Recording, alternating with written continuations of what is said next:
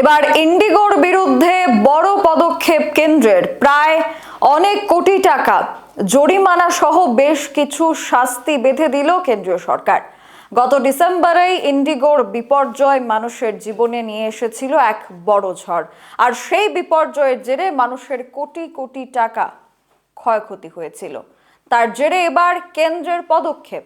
গত ডিসেম্বরে একের পর এক উড়ান বাতিল এবং সময়সূচি বদলের জেরে চরম যাত্রী ভোগান্তির ঘটনায় দেশের বৃহত্তম বেসরকারি উড়ান সংস্থা ইন্ডিগোর বিরুদ্ধে কড়া পদক্ষেপ নিল উড়ান নিয়ন্ত্রক সংস্থা অর্থাৎ ডিজিসিএ। এক বিবৃতি জারি করে ইন্ডিগোর উপর 22,20,00,000 টাকা জরিমানা চাপানো হয়েছে। পাশাপাশি সংস্থার শীর্ষ স্তরের কর্তাদের বিরুদ্ধে কঠোর প্রশাসনিক ব্যবস্থা নেওয়ার কথাও জানানো হয়েছে। ডিজিসিএর নির্দেশে ইন্ডিগোর সিনিয়র ভাইস প্রেসিডেন্টকে তার বর্তমান পদ থেকে সরিয়ে দেওয়া হয়েছে এবং তাকে আপাতত কোনো দায়িত্ব না দেওয়ার বিধান দেওয়া হয়। ডিজিসিএ জানিয়েছে, গত 3 থেকে 5 ডিসেম্বরের মধ্যে ইন্ডিগোর মোট 2507টি উড়ান বাতিল হয় এবং 1852টি উড়ানের সময়সূচি পরিবর্তন করা হয়। এর জেরে দেশের বিভিন্ন বিমানবন্দরে 3 লক্ষেরও বেশি যাত্রী আটকে পড়েন। হঠাৎ করে এত বিপুল সংখ্যক উড়ান বাতিল হওয়ায় যাত্রীদের ভোগান্তি চরমে পৌঁছায়।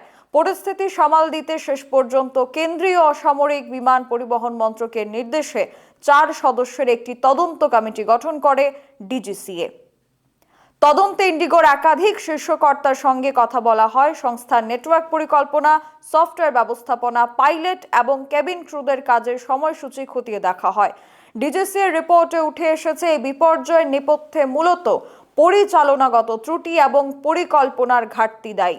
পাশাপাশি সংশোধিত ফ্লাইট ডিউটি টাইম লিমিটেশনস বিধি যথাযথভাবে মানতে ব্যর্থ হয় ইন্ডিগো। ডিজিসিএর পর্যবেক্ষণ অনুযায়ী সংস্থার কর্মীদের কাজের সময়সূচি ইচ্ছাকৃতভাবে বাড়ানো বা কমানো হচ্ছিল। দীর্ঘক্ষণ একটানা ডিউটি, বিশ্রামের পর্যাপ্ত সময় না দেওয়া এবং কাজের সময়সীমা বাড়িয়ে দেওয়ার মতো সিদ্ধান্তে ধীরে ধীরে পুরো পরিচালন ব্যবস্থা ভেঙে পড়ে।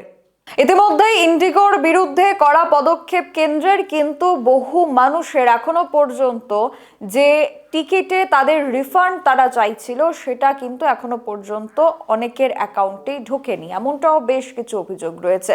তবে এই 22 কোটি টাকার জরিমানা কি ইন্ডিগোর এই অব্যবস্থাপনার জন্য এতটুকুই তাদের শাস্তি প্রাপ্য ছিল, নাকি এই ধরনের ঘটনা যাতে ভবিষ্যতেও না ঘটে সেটাও দেখার বিষয় রয়েছে।